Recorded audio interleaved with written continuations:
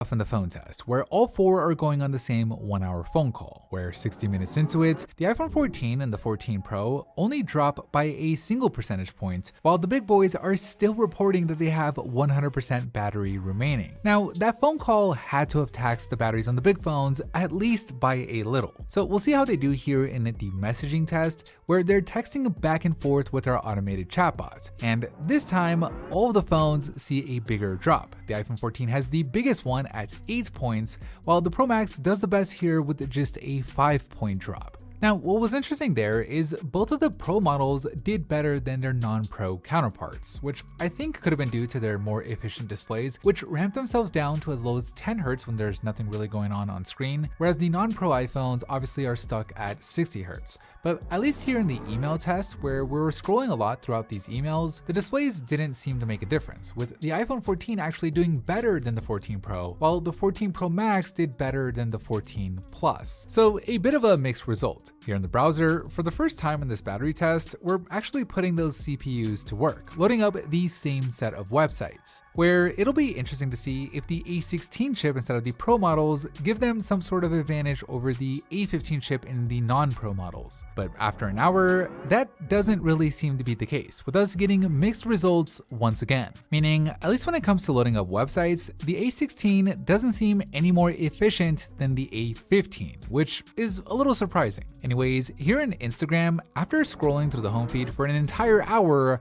the 14 Pro Max does the best, with it pulling 2 points ahead of the 14 Plus and a whopping 8 points ahead of the last place iPhone 14. Moving on to the standby test, we chose to disable the always on display modes for the Pro models here just to keep everything fair. We'll do a separate always on display battery test later, but after 16 hours with their screens off the entire time, both of the Pro models did significantly worse here. The 14 Pro does 4 points worse than the standard iPhone 14, while the 14 Pro Max does 3 points worse than the 14 Plus. I don't know if this is an optimization thing with the A16 or what, but it allows the standard iPhone 14 to pull 3 points ahead of the 14 Pro and the 14 Plus 1 point ahead of the 14 Pro Max. But here in YouTube, I expect the Pro models to kind of recover, since their screens could ramp down to as low as 24 Hz to match the video frame rates, while again, the non-Pros are stuck at 60 Hz. And after an hour, that's pretty much what we see, with the Pro models each doing 1 point better than their non-Pro counterparts. So heading into the gaming test, it's pretty close, at least respective to size. The 14 and the 14 Pro are separated by just 2 points,